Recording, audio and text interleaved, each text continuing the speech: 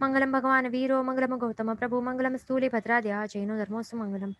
મતિ જ્ઞાનની શક્તિ કેટલી છે અને ક્યાં સુધી હોય છે, એનું કેટલી શક્તિ હોય છે ઉત્કૃષ્ટ રીતે, તે આપણે જોઈ રહ્યા હતા.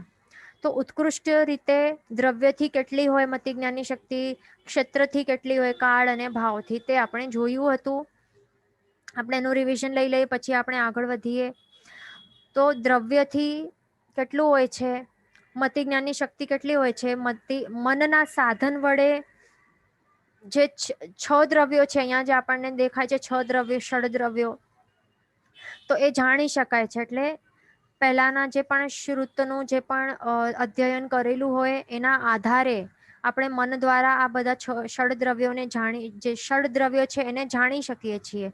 પણ એમને સાક્ષાત આપણે જોઈને જાણી નહીં શકીએ. એટલે આંખોથી આપણે સાક્ષાત રૂપમાં જોઈ નહીં શકીએ, પણ માત્ર એમ ષડદ્રવ્યોને જાણી શકીએ શ્રુતના આધારે. એમનું માત્ર સ્વરૂપ જે છે તો તે આપણે સાક્ષાત રીતે આપણે જોઈ નહીં શકીએ. જેમ કે જે પ્રદેશો છે, ધર્માસ્તિકા બધા કેવા છે, અરૂપી છે ને. આ અરૂપી જે દ્રવ્યો છે એમને આપણે કઈ આંખોથી જોઈ શકવાના નથી ક્યારે પણ, માત્ર જાણી શકશું કે હા અસંખ્ય પ્રદેશો હોય છે બધું, એટલે એવી રીતે હોય છે. એટલે મતિ જ્ઞાનનું અહીંયા લિમિટેશન છે. એટલે આટલી શક્તિ નથી કે બધું જાણી શકાય મતિ જ્ઞાન દ્વારા. પછી ક્ષેત્રથી કેટલું હોય છે, ક્ષેત્રથી જો શ્રુત જ્ઞાન દ્વારા પાડેલા સંસ્કારો હોય પહેલાથી, એટલે શીખવેલું હોય પહેલાથી, તો ક્ષેત્રથી કેટલું, આ લોક 14 લોક છે તો એ લોક પણ જાણી શકાય અને અલોક પણ જાણી શકાય છે. બરાબર. અને કાળથી કેટલું, ત્રણેય કાળ જાણી શકાય છે, એ પણ શ્રુત જ્ઞાનના સંસ્કારોના કારણે, એના આધારથી. પછી ભાવથી કેટલું જાણી શકાય, સર્વ પર્યાયોને નહીં જાણી શકાય પણ અમુકને જ જાણી શકાય છે. જે ષડદ્રવ્યો છે એના બધા જે ભાવો, એટલે ભાવ એટલે કે શું, પર્યાયો એટલે અવસ્થાઓ, અલગ અલગ અવસ્થાઓ, પાસ્ટ પ્રેઝન્ટ ફ્યુચર, બધી અલગ અલગ અવસ્થાઓ હોય ને ષડદ્રવ્યોની, તો તે જાણી શકાય છે. પણ બધા જ જોઈ નહીં શકાય, બધા જ. બરાબર ને. તો એવી રીતે મતિ જ્ઞાનની આટલી લિમિટેશન છે, તે ધ્યાન રાખવાનું. તો આવી રીતે આપણે મતિ જ્ઞાનનું ટોપિક આપણે કમ્પ્લીટ કર્યું હતું. બરાબર. પછી આપણે આગળ શ્રુત જ્ઞાન સ્ટાર્ટ કર્યું હતું. ગાથા નંબર 6 ના આધારે આપણે સ્ટાર્ટ કર્યું હતું કે તેના કેટલા 14 કે 14 અથવા તો 20 ભેદો હોય છે. પણ તે જોતા પહેલા આપણને શ્રુત જ્ઞાન એટલે શું તે પહેલા સમજી તો લઈએ, પછી આપણે ભેદ જોશું. બરાબર. તો શ્રુત જ્ઞાન એટલે શું, તો તે પરોક્ષ જ્ઞાન કહેવાય છે. શ્રુત જ્ઞાનને શું કહેવાય, પરોક્ષ જ્ઞાન. કેમ, કારણ કે આ મતિ જ્ઞાનની જેમ જ 5 ઇન્દ્રિય અને મન વડે આ થાય છે. આ સાધનોની જરૂર પડે છે એને. બરાબર. એટલે 5 ઇન્દ્રિય અને મન વડે આ જ્ઞાન થાય છે આત્માને, એટલા માટે એને શું કહેવાય છે, પરોક્ષ જ્ઞાન કહેવાય છે. ડિપેન્ડન્ટ. પરોક્ષ એટલે શું, ડિપેન્ડન્ટ, જે ડાયરેક્ટ આત્મા દ્વારા થતું નથી, પ્રત્યક્ષ નથી, પણ કેવું છે, પરોક્ષ જ્ઞાન કહેવાય છે. અને એ પણ કેવી રીતે, શાસ્ત્રના વાંચન દ્વારા, એટલે રીડિંગ દ્વારા, અથવા તો શ્રવણ દ્વારા, કાનોથી આપણે સાંભળીએ તે શ્રવણ દ્વારા. એટલે જે શબ્દોના અર્થના વિચારવાળું જ્ઞાન, તેને શું કહેવાય છે, શ્રુત જ્ઞાન. આ ડેફિનેશન છે, આ યાદ રાખી લેવાની. બરાબર. એટલે શાસ્ત્રના વાંચન કે શ્રવણથી થનારું જે જ્ઞાન છે તો તેને શું કહેવાય છે, શ્રુત જ્ઞાન કહેવાય છે. પછી આપણે આ મતિ જ્ઞાન અને શ્રુત જ્ઞાનમાં ડિફરન્સ શું છે, તો તે આપણે બીજા નવા એક્ઝામ્પલ્સથી આપણે સમજવા પ્રયત્ન કરશું. આપણે આ એપલનું જોયું હતું પહેલા. હવે આપણે આ એક અજાણતી વસ્તુ છે જે આપણને અહીંયા ફોટોમાં દેખાય છે ને, આ શું છે, એક અજાણતી વસ્તુ છે. આ જોઈને કોઈને ખ્યાલ હશે નહીં કે આ છે શું. બરાબર ને. આપણામાંથી કોઈકને ખ્યાલ હશે, પણ એમ મેજોરિટી માટે આ અજાણતી વસ્તુ હશે. તો હવે આ અજાણતી વસ્તુને આપણે સાક્ષાત આપણે સ્પર્શ કરશું. બરાબર. સમજો કે આપણા હાથમાં છે અને આપણે સ્પર્શ દ્વારા આપણે એનું એટલે જે 8 વિષયો છે એની આપણે એનું જ્ઞાન થાય છે. પછી આપણે જોયું એને, એનું વર્ણ દેખાય છે, પછી એને સ્મેલ કર્યું, પછી ટેસ્ટ પણ કર્યું. એટલે એનાથી આપણને શું થાય છે, મતિ જ્ઞાન થાય છે ને. એના એ વસ્તુ જે છે અહીંયા દેખાય છે ફોટો, એટલે આપણા હાથમાં જે છે વસ્તુ, આ વસ્તુ, તો એના વિષયોનું આપણને મતિ જ્ઞાન થાય છે ને. છતાં પણ તે વસ્તુનું નામ આપણે જાણતા નથી. આ વસ્તુ છે શું, એને એના વિશે આપણને એક્સ્ટ્રા કંઈ પણ નોલેજ નથી, ઇન્ફોર્મેશન નથી. બરાબર. એટલે કે આવા જે પર્ટિક્યુલર જે આપણે જોયા ને, સ્પર્શ કરીને આપણે જોયા કે ખરબચડો કંઈક સ્પર્શ જેવું લાગે છે, ગંધ આવી અમુક એવી સ્મેલ છે ખટાશવાળી, કે રસ એવું ખટાશવાળું કંઈક છે, સ્પર્શ એવું છે. જે પણ આપણે આ વસ્તુના જે પણ વિષયો આપણે જાણ્યા, પણ આ પર્ટિક્યુલર વિષયો વાળી જે વસ્તુ આ છે સામે, તો એ વસ્તુના નામ સાથેનું કનેક્શન થયું નથી. એ આપણે જાણતા જ નથી. એટલે કે આપણે શ્રુત જ્ઞાન થતું નથી માત્ર અહીંયા. બરાબર ને? પણ જ્યારે તે વસ્તુ જે વેચે છે એ વેચનારને આપણે જ્યારે પૂછશું કે આ છે શું ભાઈ, તો ત્યારે એ કહેશે, અને એ કહેશે અને પછી આપણે આપણા કાનમાં જશે અને આપણે સાંભળશું, અથવા તો આપણે બુકમાં વાંચશું તેના વિષયમાં, તો ત્યારે આપણને જઈને શ્રુત જ્ઞાન થશે કે હા આ શું છે. આપણે બુકમાં અહીંયા વાંચ્યું કે this is passion fruit, this is called passion fruit, અને એવું એના વિશે એક્સ્ટ્રા ઇન્ફોર્મેશન જે પણ લખેલી હશે બુકમાં, તો આપણે જ્યારે વાંચશું અથવા તો કોઈકના દ્વારા આપણે સાંભળશું, તો ત્યારે આપણને શ્રુત જ્ઞાન થશે કે આવા પર્ટિક્યુલર વર્ણ ગંધ રસ સ્પર્શ કે શબ્દવાળા વિષયોવાળી આ વસ્તુ છે, તો એને શું કહેવાય છે? પેશન ફ્રૂટ કહેવાય છે. એટલે એનું નામ પછી આપણને ખ્યાલ આવે છે. પછી શાસ્ત્રમાં હજી એના વિશે આપણે જો શાસ્ત્રમાં જો લક્ષણો આપણે વાંચશું, તો આપણને ખ્યાલ આવશે કે આ એક સચ્ચિત ફળ દેખાય છે, એટલા માટે એ આપણે નહીં ખાવું જોઈએ. આટલા બધા બીજ છે, એમાં સીડ્સ છે, દરેકમાં એક એક જીવ છે. આવું આપણે શાસ્ત્રો દ્વારા આપણને એ બધું જાણ થશે. તો એ બધું શું થાય છે? શ્રુત જ્ઞાન છે. આપણે શ્રુત જ્ઞાન મેળવ્યું તે સમજવાનું પછી. બરાબર. એટલે આ ડિફરન્સ છે. પછી આપણે બીજું એક્ઝામ્પલ આગળ લઈએ મતિ જ્ઞાન અને શ્રુત જ્ઞાનના એક્ઝામ્પલમાં. તો અહીંયા આપણને કંઈક દેખાય છે, અહીંયા કંઈક લખેલા આકારો દેખાય છે ને, આ કંઈક આવા ગોલ ગોલ ગોલ ગોલ આકારો, કંઈક કોઈકને વાંચાતું હશે આ શું છે, કોઈકને ખ્યાલ આવ્યું શું છે. એટલે અહીંયા આપણને આકારો આંખોથી દેખાઈ રહ્યા છે ને, આ સ્ક્રીન ઉપર કંઈક આકારો બનેલા છે, કંઈક છે અહીંયા. એટલે અહીંયા આપણે શું થયું? હમણાં માત્ર મતિ જ્ઞાન થયું ને, પણ એનું અર્થ આપણે ખ્યાલ નથી આવતું. આવે છે ખ્યાલ, અર્થ એનું મિનિંગ શું છે નથી આવતું, માત્ર આકારો દેખાય છે. એટલે હમણાં શું થયું? આપણને મતિ જ્ઞાન જ થયું છે. બરાબર.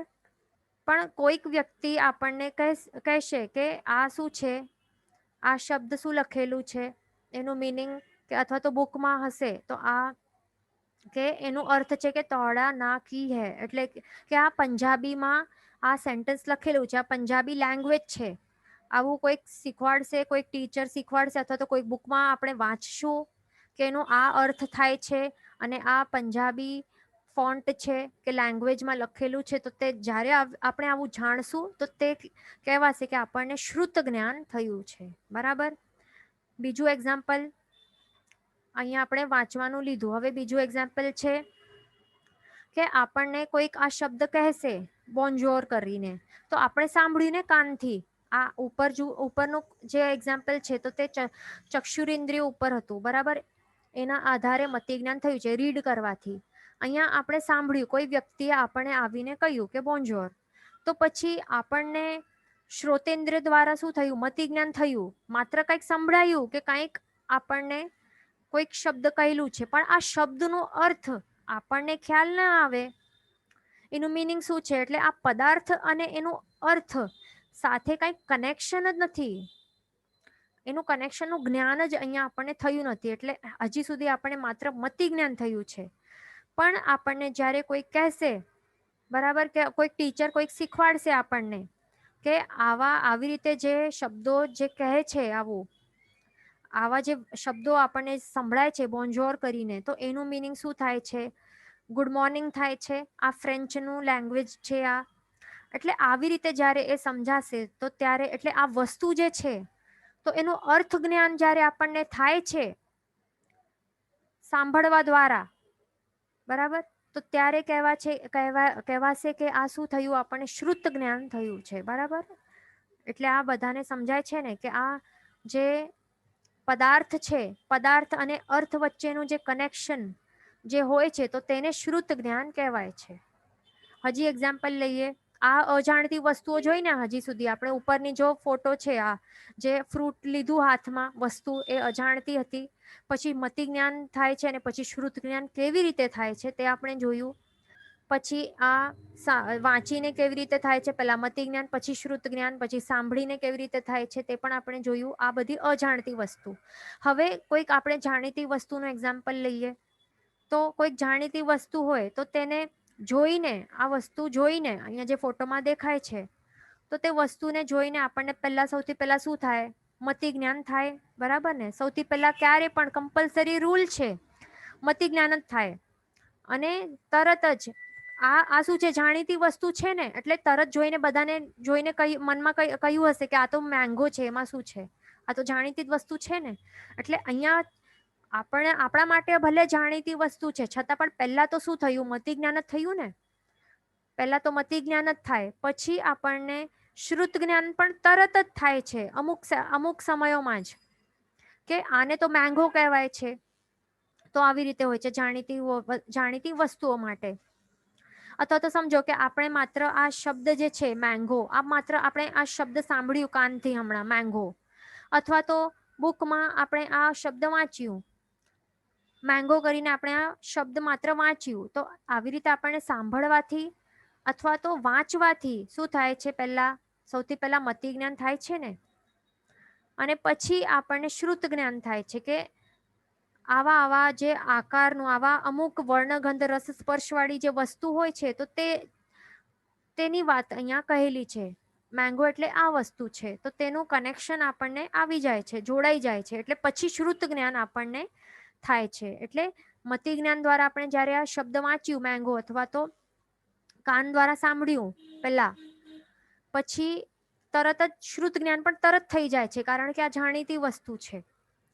બરાબર? એટલે આ શબ્દના પદાર્થની સાથે કનેક્શન થાય છે. તો આ કનેક્શન, શબ્દ અને પદાર્થના કનેક્શન વાળા જ જ્ઞાનને શું કહેવાય છે? એને શ્રુત જ્ઞાન કહેવાય છે. બરાબર? શબ્દ અને પદાર્થના કનેક્શન વાળા કહી શકાય, અથવા તો પદાર્થ અને તેના અર્થના કનેક્શન વાળા જ્ઞાનને શું કહેવાય છે? શ્રુત જ્ઞાન. બરાબર? એટલે આ બંનેનું ડિફરન્સ આપણને ખ્યાલ આવી ગયું હશે. પછી આપણે એ પણ જોયું કે પહેલા રૂલ શું છે? પહેલા મતિ જ્ઞાન જ થાય અને પછી જ શ્રુત જ્ઞાન થાય છે.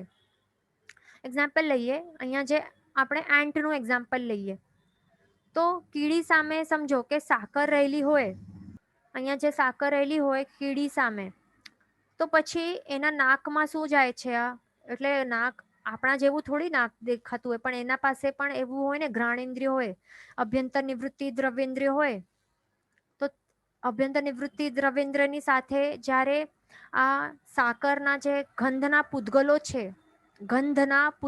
છે, તો એની સાથે જ્યારે સન્નિકર્ષ થાય છે, તો ત્યારે શું થાય છે? એને મતિ જ્ઞાન થશે ને એના વિષયનું, કે કેવી છે, સ્વીટ સ્મેલિંગ વસ્તુ છે, એટલે સ્વીટ ટેસ્ટ વાળી, નહીં, સ્મેલ એટલે સ્વીટ સ્મેલ છે એવું એને જ્ઞાન થશે. એટલે એ મતિ જ્ઞાન થશે પહેલા તો કીડીને.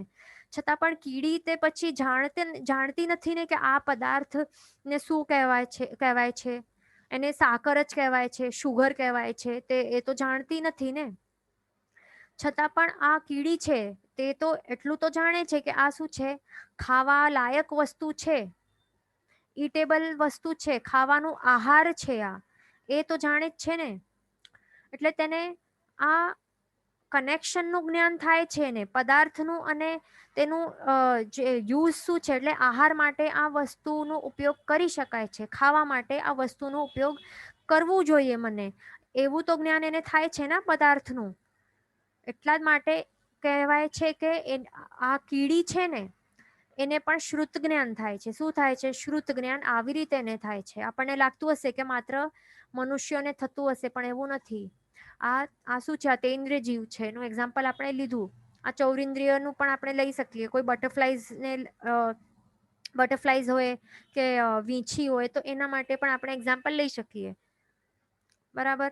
અથવા તો બેન્દ્રિય જીવ હોય, કોઈ ઈયળ હોય, તો એના માટે પણ આપણે એક્ઝામ્પલ લઈ શકીએ. અર્થવર્મ હોય એના માટે, તો એને પણ એને જે ખાવા લાયક વસ્તુ લાગતી હશે, તો એના જ્યારે પણ ગંધના પૂદગલો જે પણ જેના પાસે પણ ઘ્રાણેન્દ્રિય હોય તો એના માટે એ સમજવાનું કે જ્યારે ગંધના પૂતગલો એના અભ્યંતરની વૃત્તિ દ્રવ્યેન્દ્રિયની સાથે સન્નિકર્ષ થાય તો તેને ત્યારે એ મતિ જ્ઞાન થાય છે કે આ ખાવાલાયક પછી વસ્તુ છે. એટલે શ્રુત જ્ઞાન પણ થાય છે, આ પદાર્થનું જ્ઞાન પણ થાય છે કે આ મારા ખાવાલાયક વસ્તુ છે. પણ જે બે ઇન્દ્રિય છે, જેના પાસે નાક નથી પણ એના પાસે રસનેન્દ્રિય છે, તો એ જ્યારે ટેસ્ટ કરશે તો પછી શું થશે? એને જે એની રસનેન્દ્રિયની અંદર રહેલું અભ્યંતર નિવૃત્તિ દ્રવ્યેન્દ્રિયની સાથે જે રસના જે પૂતગલો છે એના જે તો સાથે જ્યારે એનું સન્નિકર્ષ થશે તો ત્યારે એને એ જ્ઞાન થશે, પદાર્થનું જ્ઞાન થશે કે હા આ તો મારા ખાવા લાયક વસ્તુ છે. એટલે શ્રુત જ્ઞાન પછી થાય છે. પહેલા મતિ જ્ઞાન થાય છે અને પછી શ્રુત જ્ઞાન પણ આવી રીતે આ બે આપણે બધા જીવો માટે જોઈ લીધું કે એવી રીતે બેન્દ્રિય તેન્દ્રિય ચૌરિન્દ્રિય બધા જીવોને પણ કેવી રીતે થાય છે. એટલે એ એક વાત આપણે સમજી લીધી અહીંયા કે બધા જ જીવો છે જે વિકલેન્દ્રિય જીવો છે, બેન્દ્રિય તેન્દ્રિય ચૌરિન્દ્રિય કે પંચેન્દ્રિય જીવો પણ, તો એ બધાને પહેલા શું થાય છે? મતિ જ્ઞાન પણ થાય છે અને પછી શ્રુત જ્ઞાન પણ થાય છે. બરાબર? અવશ્ય એ થાય જ છે. એવું નથી કે માત્ર મનુષ્યોને જ શ્રુત જ્ઞાન થાય. એટલા જ માટે જ્યારે સમજો ને કે એક માચીસની કાની જ્યારે બળતી હોય ને તો આ જે કીડીઓ હોય એની પાસે જો આવી રીતે એની બાજુમાં રાખવામાં આવે તો તે આ કીડીઓ શું કરે? દૂર ભાગી જાય ને એનાથી. અથવા તો પાણી આવતું હોય, પાણી ફ્લો કરીને એમના પાસે આવતું હોય તો પછી શું કરે? દૂર ભાગી જાય ને એનાથી. તો એક શા માટે ભાગે છે?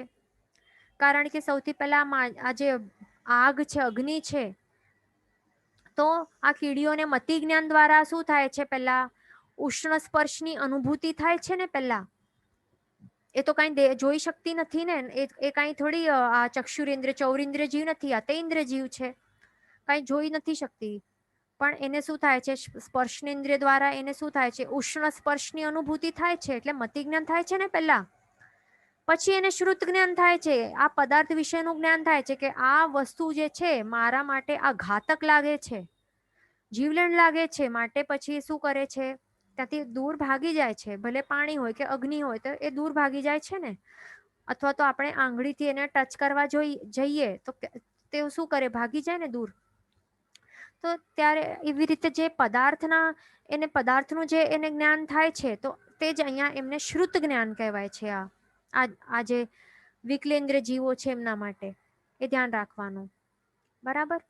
તો આ તો આપણે વિકલેન્દ્ર જીવો માટે જોયું. હવે આપણે એકેન્દ્ર જીવો માટે પણ જોઈ લઈએ. જેમ કે આપણે એક્ઝામ્પલ ઝાડનું લીધું હતું, આ આપણે લીધું હતું. તો હવે આપણે આ એકેન્દ્રિય આ વનસ્પતિ કાય આ એકેન્દ્રિય જીવ છે તો એનું આપણે એક્ઝામ્પલ લઈ લઈએ કે એમને શ્રુત જ્ઞાન કેવી રીતે હોઈ શકે છે.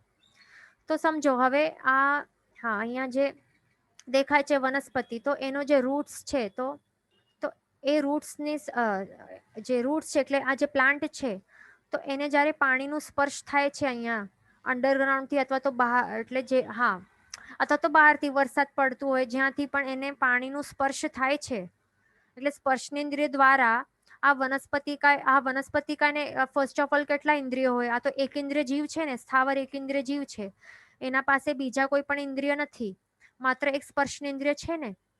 તો હવે શું થાય છે? એના સ્પર્શનેન્દ્રિયના જે અભ્યંતર નિવૃત્તિ દ્રવ્યેન્દ્ર છે એની સાથે જ્યારે એને પાણીના પૂતગલોનું જ્યારે સન્નિકર્ષ થશે તો ત્યારે એને મતિ જ્ઞાન થાય છે સ્પર્શ દ્વારા. અને પછી એ જાણી શકે છે કે આ પાણી જે છે તો તે એ આહાર રૂપ એના માટે બની શકે છે. માટે તે શું કરશે? હવે અબ્ઝોર્બ કરશે. બરાબર ને? ગ્રહણ કરશે પછી એ. એટલે એને પદાર્થના વિશેનું એને જ્ઞાન થાય છે તો તે જ અહીંયા શ્રુત જ્ઞાન આવી રીતે એને થાય છે. પહેલા તો એને સ્પર્શ દ્વારા શું થાય છે? પાણીના સ્પર્શ દ્વારા મતિ જ્ઞાન થાય છે. બરાબર? અને પછી એને શું થાય છે? આ પાણી રૂપી પદાર્થનું એને શ્રુત જ્ઞાન થાય છે કે મારા માટે આ જે વસ્તુ છે તે આહાર રૂપ એ બની શકે છે. પછી એ અબ્ઝોર્બ કરે છે અને ગ્રહણ કરે છે. બરાબર? એટલે આવી રીતે મતિ જ્ઞાન બાદ શ્રુત જ્ઞાન આવી રીતે એકેન્દ્ર જીવોને પણ થાય છે. એ ધ્યાન રાખવાનું. ભલે એને એ ખ્યાલ નથી કે આ પાણી જે વસ્તુને જે અબ્ઝોર્બ કરી રહ્યું છે આ પ્લાન્ટ, તો તેનું નામ પાણી છે, આના પ્રોપર્ટી શું છે, બધું એને ભલે ખ્યાલ નથી, છતાં પણ આટલો તો એને પદાર્થનું જ્ઞાન ઓછા પ્રમાણમાં થાય છે ને. એટલે અહીંયા એ પણ આપણે કહી શકીએ કે શ્રુત જ્ઞાન ઉપર એના આવરણ, જે શ્રુત જ્ઞાનાવર્ણ્ય કર્મોના આવરણ ખૂબ ગાઢ રહેલા હશે, એટલા જ માટે એને પદાર્થનું વિશેષ જ્ઞાન નથી થતું. બરાબર, બહુ વિશેષ વિસ્તારમાં જ્ઞાન નથી થતું એને. આ પ્લાન્ટને પાણી વિશેનું એને કંઈ વધારે વિશેષ જ્ઞાન નથી થતું, પણ થોડુંક ઘણું જ્ઞાન થાય છે કે આ ખાવા લાયક આહાર લેવા, એટલે આહાર રૂપ બની શકે એવી આ વસ્તુ છે. આટલું માત્ર થોડુંક અલ્પ જ્ઞાન થાય છે ને. એટલે શ્રુત જ્ઞાન એનું કેટલું પ્રગટેલું છે આત્મામાં, અલ્પ પ્રમાણમાં પ્રગટેલું છે. એટલા માટે જેટલું પ્રગટેલું હોય એટલું જ એના વિશે, જે પદાર્થો છે એના વિશે એને શ્રુત જ્ઞાન થઈ શકે છે, તે સમજવાનું. પછી ફર્ટિલાઇઝર્સ પણ અહીંયા મિનરલ્સ જે પણ નાખવામાં આવે અથવા તો ઓલરેડી પ્રેઝન્ટ હોય માટીમાં, તો તે પણ શું કરે છે, આ ન્યુટ્રિયન્ટ્સ છે, તો એના વિશે, એના સાથે પણ જ્યારે એનું સન્નિકર્ષ થાય છે એના અભ્યંતર નિવૃત્તિ દ્રવ્યેન્દ્રિયને, સ્પર્શનેન્દ્રિયની, તો પછી ત્યારે મતિ જ્ઞાન થાય છે પહેલા તો સ્પર્શ દ્વારા. બરાબર, પછી એ શું કરે, શ્રુત જ્ઞાન થાય છે કે આ તો ગ્રહણ કરવા લાયક છે, એટલે પછી એ બધું અબ્ઝોર્બ કરવા લાગે છે, મિનરલ્સ પણ એ ગ્રહણ કરે. તો એવી રીતે થાય છે. અને બીજું જે પણ માટી જે પણ કામની નથી, તો એ તો ગ્રહણ પણ નથી કરતું પછી. એટલે એને આટલું ખ્યાલ આવી જાય છે કે જે એના માટે કામની કઈ વસ્તુ છે અને કામની કઈ વસ્તુ નથી, એટલે કઈ વસ્તુ ગ્રહણ કરવા લાયક નથી, તેનું પણ જ્ઞાન અહીંયા થઈ જાય છે. આ બધું શ્રુત જ્ઞાન જ કહેવાય છે આ એકેન્દ્ર જીવને માટે. બરાબર, એટલે આ ઝાડ તે વનસ્પતિ કહે છે, તે એકેન્દ્ર જીવને પણ શું હોય છે, પહેલા મતિ જ્ઞાન થાય છે અને પછી શ્રુત જ્ઞાન. એ બંને કમ્પલસરી હોય જ છે, એ ખાસ ધ્યાન રાખવાનું. અહીંયા તો માત્ર આપણે વનસ્પતિકાય જીવ માટે જોયું, પણ સ્થાવર એકેન્દ્રિયમાં બીજા 4 પણ આવશે ને. પૃથ્વીકાય આવે છે, અપકાય આવે છે, તેવુકાય, વાવુકાય, એ 4 પણ આવે છે ને. તો એ જે 4 વસ્તુઓ છે, જીવો છે, નોટ વસ્તુ, આ 4 જીવો છે, બાકીના સ્થાવર એકેન્દ્રિયો, તો એમના માટે પણ સેમ જાણવું. તેમને પણ પહેલા મતિ જ્ઞાન થાય છે અને પછી તેઓને શ્રુત જ્ઞાન થાય છે. એમના આહાર યોગ્ય જે પણ વસ્તુઓની સાથે જ્યારે એમનું સ્પર્શનેન્દ્રિય દ્વારા સન્નિકર્ષ થાય છે, પછી એમને શ્રુત જ્ઞાન પણ થાય છે કે હા, આ મારા ખાવા લાયક આહાર યોગ્ય આ વસ્તુ છે. પછી તે ગ્રહણ કરે છે, આહાર રૂપે એને ગ્રહણ કરે છે, પછી નિહાર કરે છે, બધું જે કરે છે તે. એટલે મેન એ કહેવાનું છે કે એકેન્દ્ર જીવોને પણ મતિ જ્ઞાન થાય છે અને પછી શ્રુત જ્ઞાન પણ અવશ્ય થાય છે. આપણે નિગોદના જીવો વિશે પણ આપણે જો કહીએ, ભલે સૂક્ષ્મ નિગોદ હોય કે બાદર નિગોદ હોય, તો એ જીવોને પણ મતિ જ્ઞાન હોય છે અને શ્રુત જ્ઞાન બંને હોય છે. આપણે લાગતું હશે નિગોદના જીવો માટે શું હશે, પેલા તો નિગોદના જીવો એ વનસ્પતિકાયના જે આ પ્રતિભેદમાં આવી જાય છે, જે સૂક્ષ્મ અને બાદર નિગોદના, એટલે સૂક્ષ્મ સાધારણ વનસ્પતિકાય અને બાદર સાધારણ વનસ્પતિકાય, આ બંને પ્રકારના, એટલે સૂક્ષ્મ નિગોદ અને બાદર નિગોદ, આ બંને નિગોદના જીવોને પણ શું હોય છે, મતિ જ્ઞાન પણ હોય છે અને શ્રુત જ્ઞાન બંને હોય છે. બરાબર, એટલે એમ સમજી, કારણ કે તેઓ પણ આહાર તો ગ્રહણ કરતા જ હોય છે ને સ્પર્શનેન્દ્રિય દ્વારા. બધાને, ઈચ એન્ડ એવરી જીવ, જે પણ 14 લોકમાં રહેલા જીવ બધા જ, કોઈ પણ આહાર વિના તો જીવી શકતો નથી. બધાને સૌથી પહેલા તો આહાર ગ્રહણ તો કરે જ છે ને. તો આહાર કેવી રીતે ગ્રહણ કરે, પહેલા સ્પર્શનેન્દ્રિય દ્વારા પદાર્થનું સન્નિકર્ષ થાય, પછી એને ગ્રહણ કરે. જે આહાર લેવા યોગ્ય વસ્તુ છે, તો તેને એ આહાર રૂપે એ ગ્રહણ કરે છે.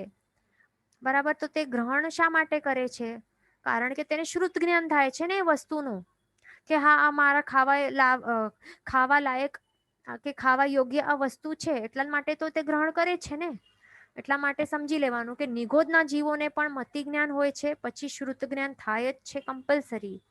એટલે ઇન શોર્ટ, આ આખા વિશ્વમાં રહેલા બધા જ જીવો, એકેન્દ્ર, બેન્દ્ર, તેન્દ્ર, ચૌરેન્દ્ર, પંચેન્દ્ર, બધા જ જીવોને શું હોય છે, મતિ જ્ઞાન પ્લસ શ્રુત જ્ઞાન બંને હોય જ છે, પણ ભલે ઓછા કે વધારે પ્રમાણમાં, પણ કમ્પલસરી તે હોય જ છે. ખાસ ધ્યાન રાખવાનું, કારણ કે મતિ જ્ઞાન દ્વારા જ એમને પદાર્થોના વિષયોનું પહેલા જ્ઞાન થાય છે અને પછી શ્રુત જ્ઞાન દ્વારા તે પદાર્થ તેના માટે કામનું છે કે નહીં, અને કામનું હોય એટલે આહાર રૂપે તો પછી તે ગ્રહણ કરે છે, અને જો એના માટે ઘાતક હોય તો તે ગ્રહણ નથી કરતો અને ટ્રાય કરે. જે વિકલેન્દ્રિય અને પંચેન્દ્રિય છે તો તેઓ પછી એમને લાગે કે આ ઘાતક છે તો પછી એ દૂર ભાગે છે, એનાથી દૂર ભાગવા પ્રયત્ન કરે છે. એકેન્દ્રિય તો ભાગી શકતો નથી ને, સ્થાવર છે એટલા માટે. તો એવું હોય છે. એટલે કોઈ પણ જીવો કોઈ પણ કાંઈ પણ પ્રવૃત્તિ કરે છે ને, તો તે શેના કારણે પ્રવૃત્તિ કરી શકે છે? મતિ જ્ઞાન થાય છે અને શ્રુત જ્ઞાન થાય છે ને, એના કારણે જ તેઓ આ બધી પ્રવૃત્તિઓ તે આખા એમના લાઈફમાં કરી શકે છે. નહીં તો મતિ જ્ઞાન શ્રુત જ્ઞાન ન હોય તો પછી પ્રવૃત્તિ કંઈ કરી જ નહીં શકે ને. પદાર્થના વિષયનું જ્ઞાન જ ન થાય અને કામની છે કે નહીં એનું એના પદાર્થનું જ્ઞાન જ ન થાય તો પછી પ્રવૃત્તિ કરશે કેવી રીતે? જીવવાની ને ઉઘવાની ને વિકસિત થવાની બધી પ્રવૃત્તિ કરશે જ કેવી રીતે? બરાબર ને? એટલા માટે એ સમજી લેવાનું કે જે પણ આહાર ગ્રહણ કરે છે A to Z બધા જ જીવો, તેઓ બધાને મતિ પછી શ્રુત જ્ઞાન તો થાય જ છે. પછી અહીંયા ક્વેશ્ચન છે કે વિકલેન્દ્રિય વિલ નોર્મલી હેવ મતિ અજ્ઞાન. અચ્છા, આ અલગ વિષય છે મતિ અજ્ઞાનનું, તે આપણે આગળ જોવાના છીએ. બરાબર, એ આગળ આવશે. અહીંયા ક્વેશ્ચન છે કે બટ અહીંયા શબ્દોના અર્થનું વિચારનું જ્ઞાન ક્યાં થયું? તો એમને શબ્દો સંભળાશે જ નહીં ને. બરાબર ને? શબ્દો એમને જો ખ્યાલમાં આવે કે હા આ પદાર્થને વોટર કહેવાશે, તો પછી આ શબ્દ છે વોટર નામક કે પાણી નામક જે શબ્દ છે તો જ પછી એના અર્થનું જ્ઞાન થશે ને. એટલે પદાર્થ અને અર્થનું ત્યારે પછી જ્ઞાન થશે. પણ અહીંયા એકેન્દ્રિય હોય કે બેન્દ્રિય કે તેન્દ્રિય કે ચૌરિન્દ્રિય, એમને કાન છે, કાન તો છે નહીં ને. અને બીજા આંખો જે વાંચી શકે, આપણે એમ પણ કહ્યું કે શાસ્ત્રોના જે વાંચન કરી શકે, વાંચન વાળું જે જ્ઞાન છે તો તે શ્રુત જ્ઞાન છે. પણ વાંચી કોણ શકે? માત્ર ચૌરિન્દ્રિય અને પંચેન્દ્રિય. અને બીજું ચૌરિન્દ્રિય તો વાંચી નહીં શકે ને, એમનામાં સમજણ શક્તિ તો હોય નહીં. બરાબર ને? પંચેન્દ્રિય જે પણ જેમનામાં સમજણ શક્તિ હોય તો તેઓ વાંચી શકે, પણ બાકીના એકેન્દ્રિય બેન્દ્રિય તેન્દ્રિય આ જીવો જે છે તેઓ તો વાંચી પણ શકતા નથી શબ્દોને. તો પછી એમને અર્થ કોણ શીખવાડશે? બરાબર ને? તો એમના માટે આપણે જોયું ને હમણાં કે કેવી રીતે જે આટલા વિકસિત નથી, જેમના પાસે આ વાંચન એટલે જે લખેલું હોય શ્રુત જ્ઞાન તે સમજી શકતા નથી, સમજી શકશે નહીં, વાંચી શકશે નહીં, સાંભળી પણ શકતા નથી, તો તેઓને પણ શ્રુત જ્ઞાન કેવી રીતે થાય છે? એટલે પદાર્થ વિશેનું જ્ઞાન કેવી રીતે થાય છે તે જ આપણે હમણાં જોયું કે એકેન્દ્રિય બેન્દ્રિય તેન્દ્રિય ચૌરિન્દ્રિય જીવોને પણ કેવી રીતે થાય છે. બરાબર, એ ધ્યાન રાખવાનું. પછી આપણે આગળ ગણધર ભગવંતને આપણે સાંભળ્યું હશે ને કે ગણધર ભગવંતને શું કહેવાય છે? શ્રુત કેવલી કહેવાય છે ને. તો આ ગણધર ભગવંત છે તો ફોર એક્ઝામ્પલ આપણે ગૌતમ સ્વામીનું એક્ઝામ્પલ લઈએ તો એમને શું કહેવાય છે? શ્રુત કેવલી કહેવાય છે. માત્ર એમને નહીં, જે પણ ગણધર ભગવંત હોય તો તેમ બધાને શ્રુત કેવલી કહેવાય છે. તો એમને એટલે કેવી રીતે શ્રુત કેવલી એટલે શું? એનું મિનિંગ શું છે? તો એનું મિનિંગ છે કે કેવલ જ્ઞાની ભગવંત હોય ને. હા, બીજું આ પણ સમજવાનું કે અહીંયા આપણે કયા ગણધર ભગવંતની વાત કરી રહ્યા છે સ્પેસિફિકલી, કે જે હજી શ્રુત કેવલી છે પણ જેમણે હજી કેવલ જ્ઞાન હજી એમને પ્રગટ થયું નથી. બસ એમના એ જ ગણધર ભગવંતોની વાત આપણે હમણાં કરી રહ્યા છીએ. કોણ? રિપીટ કરીએ, જેમણે કેવલ જ્ઞાન હજી પ્રગટ નથી થયું પણ જેઓ માત્ર શ્રુત કેવલી છે હજી સુધી, એ જ ગણધર ભગવંતોની હમણાં આપણે વાત કરી રહ્યા છીએ, એ ધ્યાન રાખજો. તો એમને શ્રુત કેવલી કયા છે?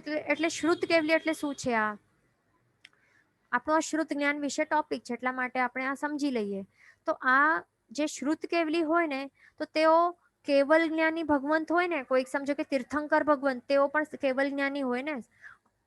અનંત જ્ઞાન ગુણ એમનામાં પ્રગટ થઈ ગયેલું હોય, અથવા તો સામાન્ય કેવલી ભગવંતો પણ હોય, તો તેઓ જેવું વર્ણન કરી શકે ને આ ષડદ્રવ્યોનું, લોકના સ્વરૂપનું, આ બધા નવ તત્વોના સ્વરૂપનું જેવું વર્ણન કરે ને તેવું સેમ ટુ સેમ વર્ણન, સેમ ટુ સેમ ષડદ્રવ્યોના વર્ણન, નવ તત્વોના વર્ણન અને દ્વાદશાંગીનું વર્ણન સેમ ટુ સેમ આ જે શ્રુત કેવલી હોય ને તેઓ પણ સેમ ટુ સેમ વર્ણન કરી શકે. આપણને ખ્યાલ પણ નહીં આવે કે તેઓ કેવલી છે કે કેવલ જ્ઞાન પ્રગટ થયેલા નથી, હજી છદ્મસ્ત છે. આપણને એ ડિફરન્સ પણ ખ્યાલ ના આવે, એટલા સેમ એકદમ એમનું વર્ણન હોય છે.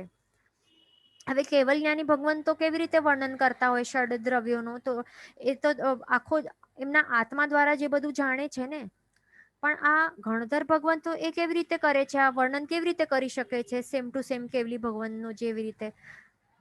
તેઓને તો ક્યાંય અરૂપી પદાર્થો તેઓ તો જોઈ શકતા નથી ને, હજી કેવલ જ્ઞાન પ્રગટ થયું નથી, તો અરૂપી પદાર્થો તેઓ કેવી રીતે જાણી શકે છે? જાણી શકશે કે જોઈ શકશે? નહીં જાણી જોઈ શકે ને, બરાબર ને? છતાં પણ વિચારો કે શ્રુત જ્ઞાનના સહાયથી, એટલે શ્રુત જ્ઞાનની શક્તિ વિચારો કેટલી છે કે શ્રુત જ્ઞાનના માત્ર સહાયથી તેઓ કેવલી ભગવંતની જેમ જ સેમ ટુ સેમ આખા દ્વાદશાંગીનું, નવ તત્વોનું, ષડદ્રવ્યોનું વર્ણન કરી શકે છે. આપણને ખ્યાલ પણ નહીં આવે, આપણને લાગે કે કેવલી હશે, બરાબર? પણ તેઓ શ્રુત કેવલી કેવી રીતે બની શક્યા? શ્રુત કેવલી એટલે કે સંપૂર્ણ જ્ઞાન. હમણાં જ આપણે કહ્યું ને, જેવી રીતે કેવલ જ્ઞાનીને સંપૂર્ણ જ્ઞાન હોય, જેવું વર્ણન કરી શકે એવું સંપૂર્ણ જ્ઞાન તેઓ પણ વર્ણન કરી શકે છે. તો આવું સંપૂર્ણ જ્ઞાનનું નોલેજ એમને કેવી રીતે આવી, કેવી રીતે પ્રાપ્ત કરી? તો તે જ છે. તો તીર્થંકર ભગવંત જ્યારે એમને 3 પદો એમણે આપે છે, પ્રદાન કરે છે ને, ઉપનયવા, વિગમયવા, ધુવૈવા, આ 3 પદો જ્યારે એમને પ્રદાન કરે છે, અને એમના ઉત્કૃષ્ટ વિનય પણ હોય છે, ઉત્કૃષ્ટ વિનય દર્શાવે છે આ ગણધર ભગવંતો. ક્વેશ્ચન્સ પૂછે છે, પછી ક્વેશ્ચન્સનું તેઓ એક એક પદ દ્વારા આન્સર્સ એમને મળે છે અને તેઓ સાંભળે છે. બરાબર સાંભળ્યું ને? એટલે શું થયું અહીંયા? પહેલા તો આ શબ્દ જે છે ઉપનયવા, પછી વિગમયવા, પછી ધુવૈવા, એક એક શબ્દ એમના કાનમાં જાય છે એટલે મતિ જ્ઞાન થાય છે ને. પહેલા શું થયું? પહેલા ડાયરેક્ટ શ્રુત જ્ઞાન થાય છે નહીં, પહેલા શું થાય છે? મતિ જ્ઞાન પહેલા થાય છે, કારણ કે એક એક શબ્દ એમના કાનમાં જાય છે ને પહેલા, એટલે એક એક શબ્દનું માત્ર મતિ જ્ઞાન થાય છે. એમને હજી મિનિંગ નથી ખબર પડી, બરાબર? એક એક વર્ડનું મતિ જ્ઞાન થાય છે બસ, પણ વર્ડનું મિનિંગ નથી ખબર પડી. પણ ભગવાનના જ્ઞાનાતિશય ગુણના કારણે અને આ ગણધર ભગવંત પોતાના જ ઉત્કૃષ્ટ વિનયના કારણે એમને શું થાય છે? આ જે સાંભળે છે ને શબ્દો એક એક, તો એમના દ્વારા એમને આખું સંપૂર્ણ ભાવાર્થ એમને બધું પ્રગટ થઈ જાય છે. એટલે સંપૂર્ણ શ્રુત જ્ઞાન જે છે, તો આખું સંપૂર્ણ શ્રુત જ્ઞાન તેમને પ્રગટ થઈ જાય છે. એટલે પહેલું શબ્દનું મતિ જ્ઞાન થાય છે ઉપનયવા, તો અમુક માત્રામાં એમને શ્રુત જ્ઞાન થાય છે. પછી પાછો એક ક્વેશ્ચન પૂછે છે, હજી ડાઉટ છે એટલે પાછો સેકન્ડ ક્વેશ્ચન પૂછે છે, ભૈવમ કિમ તત્તમ, આવી રીતે. પછી એમને પાછો સેકન્ડ વર્ડ રૂપી આન્સર મળે છે, એટલે એ કાનમાં જાય છે, એટલે પછી પાછો મતિ જ્ઞાન થાય છે સેકન્ડ વર્ડનું, અને પછી શું થાય છે? શ્રુત જ્ઞાન થાય છે. એટલે કે આ સેકન્ડ શબ્દ નું મતિ જ્ઞાન થતાં જ એમને શું થાય છે? હજી વધારે પ્રમાણમાં એમનું શ્રુત જ્ઞાન એ પ્રગટ થઈ જાય છે. પછી પાછો એક ડાઉટ આવે છે એમને, પછી એ પાછો ક્વેશ્ચન પૂછે છે, ભૈવમ કિમ તત્તમ, બરાબર? તો આવી રીતે પાછો એમને એક થર્ડ વર્ડ રૂપી આન્સર તેમને મળે છે ભગવાન દ્વારા, કે ધુવૈવા, આવી રીતે. તો આ વર્ડનું પછી એ સંભળાય છે કાનમાં, એટલે મતિ જ્ઞાન થાય છે પહેલા, અને પછી શ્રુત જ્ઞાન થાય. એટલે એમ કહી શકાય કે શ્રુત જ્ઞાનાવર્ણ્ય કર્મોનું આવરણ થોડું થોડું કરીને પહેલામાં અમુક આવરણો હટ્યા કર્મોના, બીજામાં હજી વધારે આવરણો હટ્યા, ત્રીજામાં ત્રણેય શબ્દોના સંપૂર્ણ ભાવાર્થ તેઓ સમજી જાય છે, અને પછી આખો દ્વાદશાંગી નું જે શ્રુત જ્ઞાન તેમને પ્રગટ થઈ જાય છે એમના આત્મામાં, બરાબર? એટલે તીર્થંકર ભગવાનની દેશના સાંભળીને એમને આ 3 વર્ડ્સ રૂપી દેશના એમને સાંભળી. એટલે સાંભળી એટલે શું કર્યું? શ્રુત કર્યો. શ્રુત એટલે શું? શ્રોતા એટલે શું? આ શ્રુત, આ વર્ડ ક્યાંથી આવ્યું છે? આ જે શ્રોતાઓ હોય તો એ શું કરે? સાંભળે ને. જે ઓરેટર હોય, જે વક્તા હોય, એટલે જે ભગવાન અહીંયા વક્તા છે, તો તેઓ દેશના આપે છે, અને શ્રોતાઓ શું કરે? સાંભળે. એટલે કે શ્રુત કરે છે. શ્રુત કરે છે એટલે સાંભળે છે ને. તો ગણધર ભગવંતે શું કર્યું? પ્રભુની દેશના સાંભળી એટલે કે શ્રુત કર્યો, બરાબર? અને તેના દ્વારા શું થયું? મતિ જ્ઞાન થયું. 3 વર્ડ્સનું મતિ જ્ઞાન થયું, અને તરત જ શ્રુત જ્ઞાન પણ એમને પ્રગટ થઈ ગયું, બરાબર? તો એને શ્રુત જ્ઞાન કહેવાય છે. એટલે જે એમને સાંભળ્યું ને આ 3 વર્ડ્સ, તો એને પણ શ્રુત જ્ઞાન કહેવાય છે. અને આ દ્વાદશાંગી રૂપી જે એમના અંતરમાં, એમના આત્મામાં જે આ આખો દ્વાદશાંગીની જે રૂપી જે શ્રુત જ્ઞાનની જે રચના થઈ ને, તો એ પણ જો આગમ શાસ્ત્રોમાં જો લખાય, તો એ જે વર્ડ્સ છે, આ બુક્સ છે, તો એને પણ શ્રુત જ્ઞાન જ કહેવાય છે. એટલે આ જે દ્વાદશાંગી જો આગમ શાસ્ત્રોમાં લખાય અને પછી આપણે જો વાંચીએ તો તે પણ આપણે શ્રુત જ્ઞાન કહી શકાય છે. એટલે બે ચીજો છે અહીંયા, બે વસ્તુઓ છે. એટલે જે વક્તા દ્વારા આપણે જે સાંભળ્યું, એટલે ભગવાન દ્વારા ભગવાનની જે વાણી જે સાંભળી શ્રુત કરી તો તે પણ શ્રુત જ્ઞાન છે. અને એમના જ શબ્દો જે લખાયેલા હોય તો તે આપણે વાંચીએ આગમ શાસ્ત્ર તો તે પણ શ્રુત જ્ઞાન છે. તો તે સમજી લેવાનું. બરાબર. અહીંયા જે પણ સ્ક્રિપ્ચર્સ હોય ને, એટલે કે જે ઉપદેશો હોય કે શાસ્ત્રો હોય, કોઈ પણ પ્રકારના શાસ્ત્રો હોય તો એ જો મોક્ષલક્ષી ઉપદેશ આપતા હોય ને, ડાયરેક્ટલી ઓર ઇનડાયરેક્ટલી તેઓ આપણને મોક્ષ માર્ગે ચઢાવતા હોય, એના માટે સહાય કરતા હોય ને, એટલે મોક્ષલક્ષી ઉપદેશ વાળા હોય તો તેવા શાસ્ત્રોને સાચો જ્ઞાન કહેવાય છે. શું કહેવાય છે? સાચો જ્ઞાન. અને એ છોડીને બીજું બધું કેવું હોય? ખોટું જ્ઞાન હોય, એટલે કે મિથ્યા જ્ઞાન હોય, એ સમજી લેવાનું.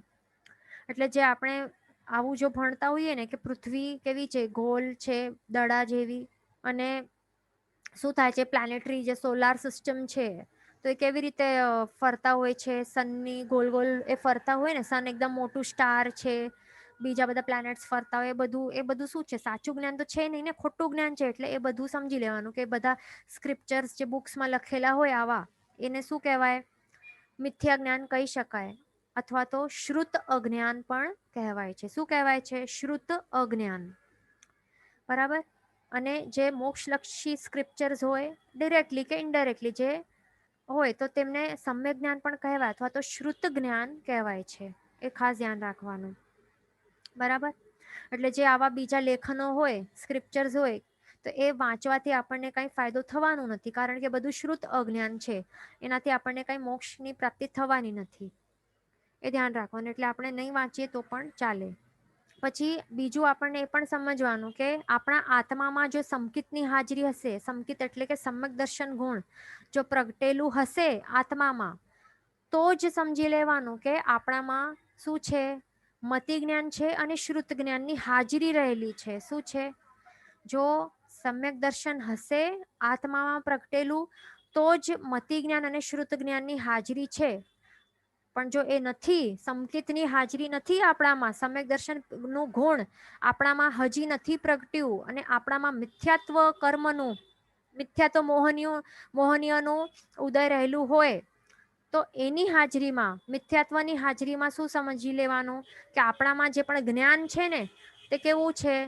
જે પણ જ્ઞાન છે તે કેવું છે? બધું મતિ અજ્ઞાન કહેવાશે અને શ્રુત અજ્ઞાન કહેવાશે, અથવા તો મિથ્યા જ્ઞાન. એ ખાસ ધ્યાન રાખવાનું. અને તે આપણને મોક્ષની પ્રાપ્તિ કરાવી નહીં શકશે. મિથ્યા જ્ઞાન શું આપણને મોક્ષની પ્રાપ્તિ કરાવી શકે? નહીં કરાવી શકશે. બરાબર. એટલે આપણને શું કરવું જોઈએ? સંકિતને પ્રગટાવવું જરૂરી છે આપણામાં, કારણ કે સમ્યક દર્શન અને સમ્યક જ્ઞાન એ કેવા છે? એને યુગલિક કહેવાય છે. શું કહેવાય છે? યુગલિક. એટલે યુગલિકની ઉપમા શા માટે આપેલી છે? કારણ કે તે એક હોય તો બીજું હોય જ. એટલે યુગલિકોનું કેવું હોય? સાથે જન્મે સાથે મરે ને, સાથે મૃત્યુ પામે, સાથે ફરે, એવું જ હોય. તો સમ્યક જ્ઞાન એ પણ એક યુગલીઓ છે, અને એનું બીજું કોણ છે? એનું યુગલ બીજું કોણ છે? એક છે સમ્યક દર્શન અને બીજું છે સમ્યક જ્ઞાન. આ બધા યુગલિકો છે. જો સમ્યક દર્શન હશે તો જ સમ્યક જ્ઞાન હશે. સમ્યક દર્શન નહીં હશે તો સમ્યક જ્ઞાન પણ નહીં હશે, અને મિથ્યા જ્ઞાનની હાજરી હશે. એ ખાસ સમજી લેવાનું. એટલે સમ્યક્ત્વ નહીં હશે તો સમજી લેવાનું કે મિથ્યાત્વી છીએ આપણે, અને મિથ્યાત્વીઓમાં ક્યારે પણ મતિ જ્ઞાન અને શ્રુત જ્ઞાન ન હોય, પણ શું હોય? મતિ અજ્ઞાન અને શ્રુત અજ્ઞાન હોય. તે ખાસ સમજી લેવાનું. બરાબર. અને બીજું એ પણ સમજી લેવાનું, જે એકેન્દ્રિયથી કરીને ચૌરિન્દ્રિયના જીવો હોય તો તે બધાને કયો હોય? તે બધાને જે એકેન્દ્રિય અને એકેન્દ્ર, બેન્દ્ર, તેન્દ્રિય અને ચૌરિન્દ્ર જીવો હોય તો તેમને કમ્પલસરી શું હોય? મિથ્યાત્વની હાજરી રહેલી હોય છે, મિથ્યાત્વનું ઉદય રહેલું હોય છે એમનામાં. અને બીજા જે અસંગની પંચેન્દ્રિય હોય તો એમને પણ મિથ્યાત્વની હાજરી રહેલું હોય આત્મામાં. એટલા માટે એમના માટે શું હોય? મતિ અજ્ઞાન હોય અને શ્રુત અજ્ઞાન હોય છે, મિથ્યા જ્ઞાન વાળા હોય છે તે જીવો. તે ખાસ ધ્યાન રાખવાનું. બરાબર. અહીંયા ક્વેશ્ચન છે કે સ્ક્રિપ્ચર એટલે શું? એટલે જે પણ લેખન હોય ને, લેખનો જે પણ લેખ લખેલા હોય, બુક્સ લખેલા હોય, શાસ્ત્રો હોય, ગ્રંથ હોય, તો એમને એ સ્ક્રિપ્ચર્સ એટલે, બરાબર. પછી અમુક ક્વેશ્ચન્સ આપણે સમજી લઈએ પહેલા, પછી આપણે ન્યૂ ટોપિક ઉપર જશું. આ ફર્સ્ટ ક્વેશ્ચન છે કે what is the difference between સ્મૃતિ ધારણા અને શ્રુત જ્ઞાન? તો સ્મૃતિ ધારણા શું છે? પહેલા તો એ યાદ કરવાનું. સ્મૃતિ ધારણા શેમાં આવે છે? મતિ જ્ઞાનનું આ ભેદ છે ને, શું છે? સ્મૃતિ ધારણા મતિ જ્ઞાનનું ભેદ છે. તો એનામાં અને શ્રુત જ્ઞાનમાં ડિફરન્સ શું છે? તો પહેલા એ સમજી લે કે સ્મૃતિ ધારણા તે શું છે. તે શ્રુત નિશ્રિત મતિ જ્ઞાનનું તે ભેદ છે ને. એટલે પહેલાના શ્રુતના સંસ્કારો પહેલા હોય આત્મામાં. આ શું છે? આ ખાસ પહેલા રિપીટ કરીએ. સ્મૃતિ ધારણા તે કોનું ભેદ છે? તે શ્રુત નિશ્રિત મતિ જ્ઞાનનું ભેદ છે. એટલે એમાં શું છે? શ્રુતના આધાર હોવું જરૂરી છે. શ્રુત નિશ્રિત છે ને આ વર્ડ. શ્રુત નિશ્રિત મતિ જ્ઞાન છે. એટલે શ્રુતના સંસ્કારો પહેલા પાડેલા હોય ક્યારેક આત્મામાં, બરાબર. એ પણ સમજો કે, અને સમજો કે આપણે મેંગોનું એક્ઝામ્પલ લઈએ કે આવા અમુક ટેસ્ટ વાળા વસ્તુને મેંગો કહેવાય. એટલે પૂર્વે આવી રીતે શ્રુતના સંસ્કારો પાડેલા હતા, શીખવાડેલું હતું ક્યાંક સ્કૂલમાં અથવા તો ઘરમાં શીખવાડેલું હતું કે આ જે તમે ખાઓ છો તો એને મેંગો કહેવાય છે. તો આવી રીતે શ્રુતના સંસ્કારો પડેલા છે, બરાબર. હવે 40 વર્ષ પછી આ મેંગો સમક્ષ આવશે, આપણી સમક્ષ આવશે, અથવા તો 1 વર્ષ પછી પણ આવશે. તો પછી શું થાય છે? અહીંયા પાછું યાદ કર્યા વિના, શ્રુતના સંસ્કારો ને યાદ કર્યા વિના તરત જ આપણને આ પદાર્થનો જે અર્થ છે અથવા તો નામ છે કે આ મેંગો છે, તો તે આપણને એના વિશે બોધ થઈ જાય છે ને આપણે, એટલે એને યાદ કરીએ છીએ ને. એટલે સ્મૃતિ ધારણામાં શું કરીએ છીએ? જ્યારે આપણે ટેસ્ટ કરીએ છીએ આ વસ્તુને, જ્યારે આપણે ટેસ્ટ કરીએ છીએ એના વિશે પછી પ્રોસેસ થાય છે આ બધું એક એક કરીને, વ્યંજનાવગ્રહ અર્થાવગ્રહ ઈહા અપાય અને ધારણા, એ બધું પ્રોસેસ થાય છે. પછી આપણે સ્મૃતિ ધારણા એટલે શું? આપણે યાદ કરીએ છીએ ને કે આ વિષય શું છે, તો ત્યારે આપણને વિષયનું યાદ આવે છે કે આ પહેલાના સંસ્કારો પાડેલા હતા કે આને મેંગો કહેવાય છે. તો એવી રીતે આપણને ખ્યાલ આવે છે આ વિષયનો, બરાબર. પણ શ્રુત જ્ઞાન શું છે? શ્રુત જ્ઞાનને શું કહેવાય છે? શ્રુત જ્ઞાન એટલે કોઈક આપણને શીખવાડે કે આ વસ્તુને મેંગો કહેવાય છે, બરાબર. આવા અમુક વર્ણગંધ રસ સ્પર્શ વાળી જે વસ્તુ છે એને મેંગો કહેવાય છે. અથવા તો આપણે વાંચ્યું હોય કે સાંભળ્યું હોય તો એ શ્રુત જ્ઞાન છે, બરાબર. એમ કહી શકાય કે મતિ જ્ઞાન કેવું છે? મૂંઘું જ્ઞાન છે. મૂંઘું એટલે શું કહેવાય? મૂંઘું એટલે સમજો છો ને, બોલી નહીં શકાય એવું. અને શ્રુત જ્ઞાન તે બોલતું જ્ઞાન છે. તો આ ડિફરન્સ છે. પછી આગળ નેક્સ્ટ ક્વેશ્ચન છે.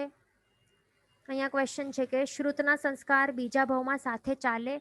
હા, તો તે ચાલે ને. આપણે જોયું હતું ને, જે જાતિ સ્મરણ જ્ઞાન છે તો તે પણ એનું જ પ્રકાર છે ને.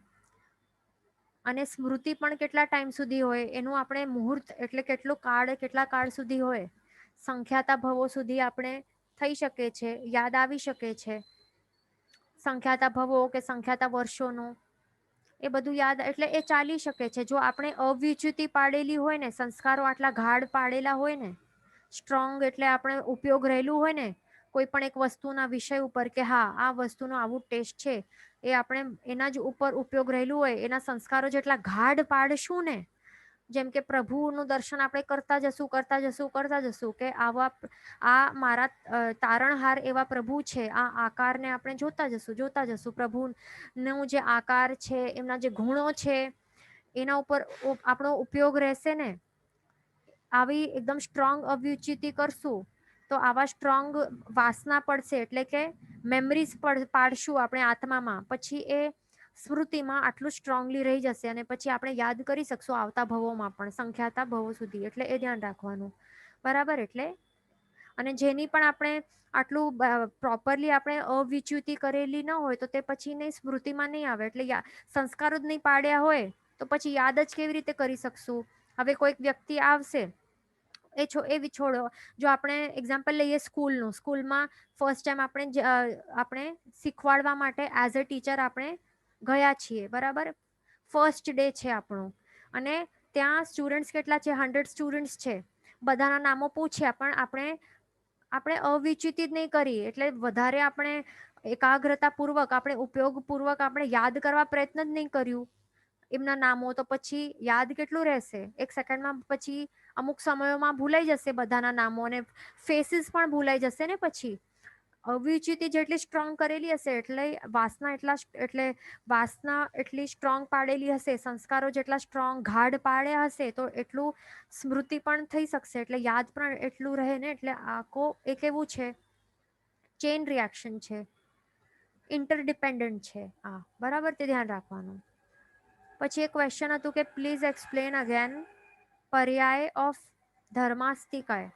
તો એ આપણે પાછો સમજી લઈએ. આપણે આ ક્યાં જોયું હતું? આપણે મતિ જ્ઞાનનું જ્યારે જોતા હતા ને, કે દ્રવ્ય ક્ષેત્ર કાલ ભાવથી મતિ જ્ઞાનની શક્તિ કેટલી હોય છે તે આપણે જોતા હતા, બરાબર? તો એના રિલેટેડ ક્વેશ્ચન આવેલું હતું કે ભાવથી મતિ જ્ઞાનને ભાવથી એનું કેટલું આ શક્તિ હોય છે. ભાવ એટલે શું? પર્યાય. તો એના વિશે આ ક્વેશ્ચન છે કે ધર્માસ્તિકાના પર્યાયો કેવી રીતે હોઈ શકે છે અલગ અલગ. કારણ કે ધર્માસ્તિકા કેવું દ્રવ્ય છે? માત્ર ધર્માસ્તિકાય નહીં, અધર્માસ્તિકાય કે આકાશાસ્તિકા દ્રવ્યો કેવા છે? સ્થિર દ્રવ્યો છે ને, અને તેઓ બદલાતા નથી ને, જેવા છે તેવા જ છે. તો પર્યાય આ શબ્દનું મિનિંગ શું થાય છે? કે જે બદલાયા કરે તેને પર્યાય કહેવાય ને. અલગ અલગ અવસ્થાઓને પર્યાય, આ વર્ડનું મિનિંગ છે ભાવો અથવા તો અવસ્થાઓ, કે અલગ અલગ અવસ્થાઓ. તો હવે ધર્માસ્તિકા, અધર્માસ્તિકા અને આકાશાસ્તિકાના પર્યાયો કેમ અલગ હોઈ શકે? કેવી રીતે હોઈ શકે? તો તે આપણે સમજીએ, બરાબર? આ ટોપિક છે, હવે આપણે એના વિશે સમજીએ. તો ધર્માસ્તિકાએ એક આપણે ધર્માસ્તિકાનું એક્ઝામ્પલ લઈએ અને બાકી બે પણ સમજાઈ જશે. તો ધર્માસ્તિકાના પર્યાયો જે છે એટલે અવસ્થાઓ, તો ત્રણે કાળે કેવી રીતે અલગ અલગ કહી શકાય? ત્રણે કાળે કે એક એક સમયમાં અલગ અલગ કહી શકાય છે. શું? એક એક સમય, આ પર્ટિક્યુલર જે સમય છે તે અલગ, પછી એના પાછળનું નેક્સ્ટ સમય આવવાનું છે તેમાં અલગ હોય, પછી એના પાછળનું સમય એ અલગ, ભૂતકાળમાં જે વીતી ગયો છે એ સમયમાં અલગ. દરેક સમયમાં એમના પર્યાયો અલગ કેવી રીતે હોઈ શકે છે? તો આપણે ફોર એક્ઝામ્પલ એક જ આ આખો 14 લોકમાં તો એ સર્વથા વ્યાપ્ત છે ને, આ ધર્માસ્તિકા અને આકાશાસ્તિકા. પણ આપણે માત્ર એક પ્રદેશનું એક્ઝામ્પલ લેશું, કોઈક એક ડોટ આપણે ડ્રો કરી લઈએ ક્યાંક પણ. હા, તો આ પર્ટિક્યુલર આ પ્રદેશ છે, ધર્માસ્તિકાનો આ પર્ટિક્યુલર પ્રદેશ છે. તો આ પ્રદેશ તે એ કેવું છે? ધર્માસ્તિકાનું કાર્ય છે ગતિ સહાયકતાનું, બરાબર? એ જીવ અને પૂતગલને સહાય કરવા, શેમાં સહાય કરે છે? ગતિ કરવા માટે સહાયક દ્રવ્ય છે ને આ ધર્માસ્તિકાય. તો આ સેમ પ્રદેશ જે છે ધર્માસ્તિકાયનો, આ એક પ્રદેશ, તો તે અમુક પૂતગલ સ્કંધોના માટે તે ગતિ સહાયક બન્યો હતો. એ પણ કઈ તારીખે? 1 Jan 1921 આ દિવસે, અને અમુક સમયે 12 o'clock વાગે આવી રીતે આ સહાયક બન્યો હતો અમુક પૂતગલ સ્કંધ માટે, બરાબર? પછી બીજું તારીખ લઈએ, અથવા તો એનાથી તરત જ નેક્સ્ટ સમયમાં, અથવા તો બીજી કંઈક તારીખ લઈએ 1 Jan 2021, તો આ દિવસે અને અમુક સમય 1 વાગે આ બીજા કોઈ પૂતગલ સ્કંધ માટે આ સહાયક બન્યો હતો, આ સેમ પ્રદેશ, એમ કહી શકાશે ને. એટલે અવસ્થાઓ બદલાય જ છે ને, આ પર્યાયો બદલાય જ છે ને આવી રીતે. તો આ અપેક્ષાએ કહી શકાય છે કે ધર્માસ્તિકાય કે અધર્માસ્તિકા કે આકાશાસ્તિકાય માટે આ શું થાય છે? પર્યાયો અલગ અલગ હોય છે, બરાબર ને? એટલે સમજાઈ ગયું હશે. અધર્માસ્તિકા માટે શું સમજવાનું?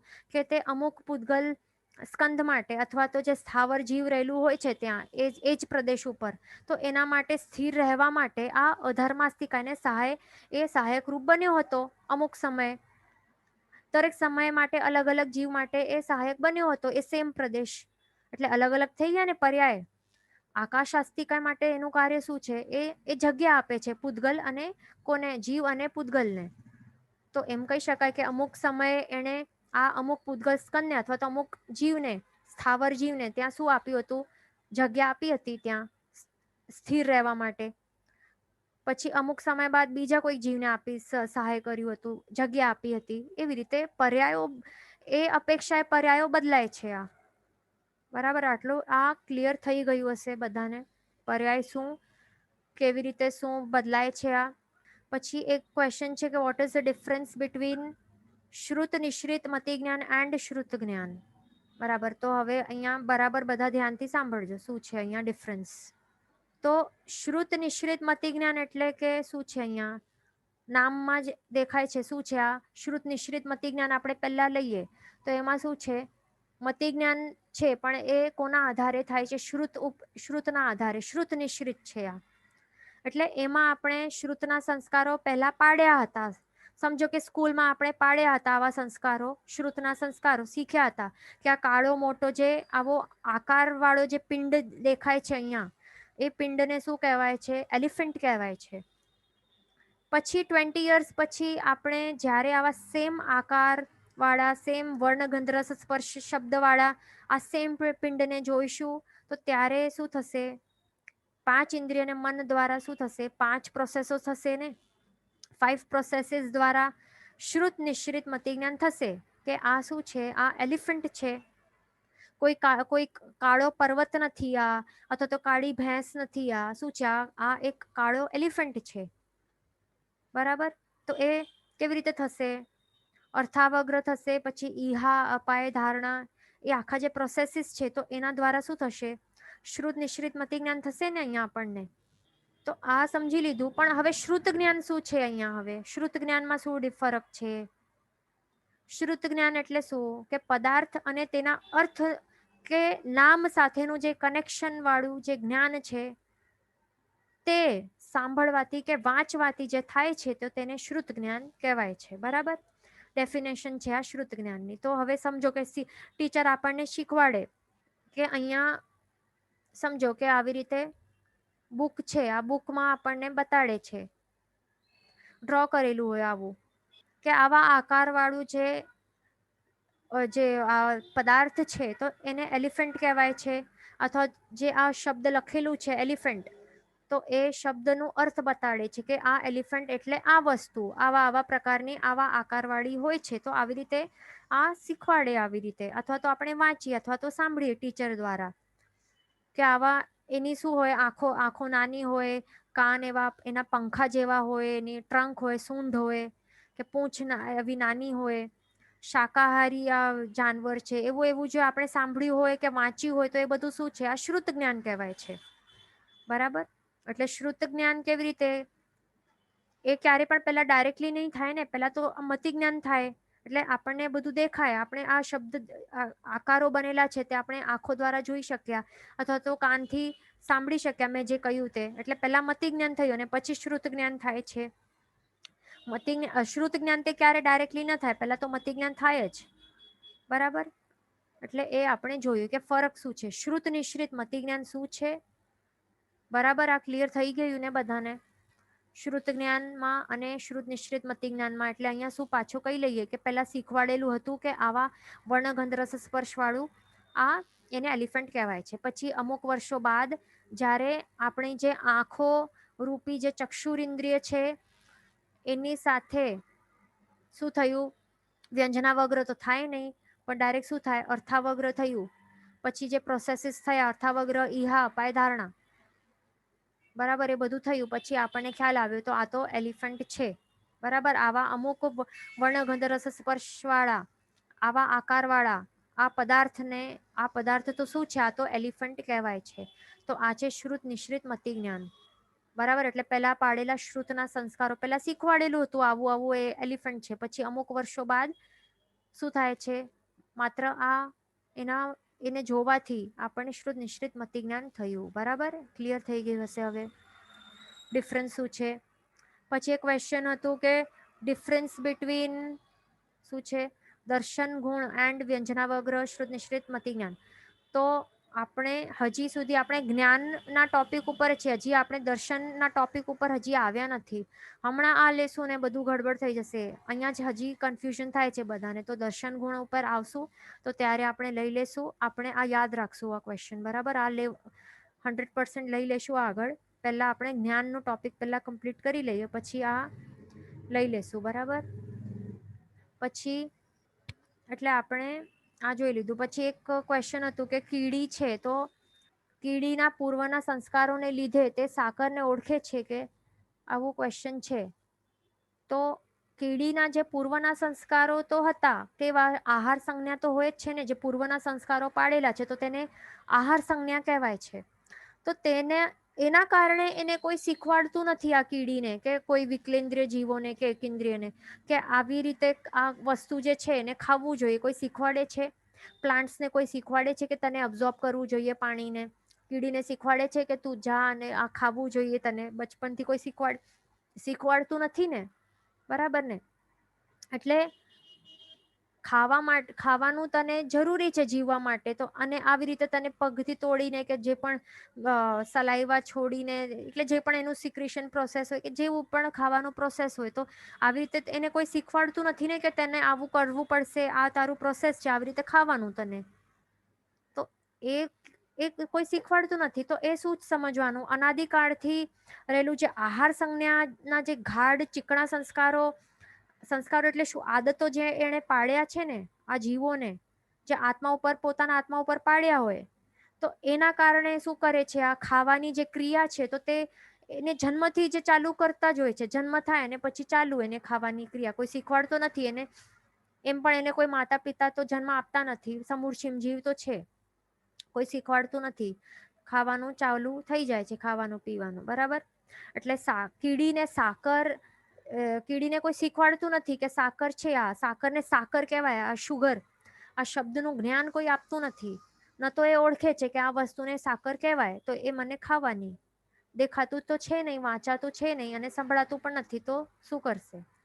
બરાબર. પણ સાકર વિશે એને જેમ આપણે પહેલા કહ્યું, અભ્યંતર નિવૃત્તિ દ્રવ્યેન્દ્ર દ્વારા જેવી રીતે સન્નિકર્ષ થાય ગંધના પૂદગલો કે રસના પૂદગલો, તો એના કારણે એને મતિ જ્ઞાન પહેલા થાય, પછી શ્રુત જ્ઞાન થાય કે આ ખાવા લાયક પદાર્થ છે, એટલે પદાર્થ જ્ઞાન થાય છે. તો તેને શ્રુત જ્ઞાન અહીંયા કહેવાય છે. તે ખાસ ધ્યાન રાખવાનું. જીન વચન વિરુદ્ધ બોલાયું હોય તો મિચ્છામિ દુક્કડમ સર્વ મંગલ માંગલ્યમ સર્વ કલ્યાણ કારણમ પ્રધાનમ સર્વ ધર્માણમ જૈનમ જેતિ શાસનમ પ્રણમ.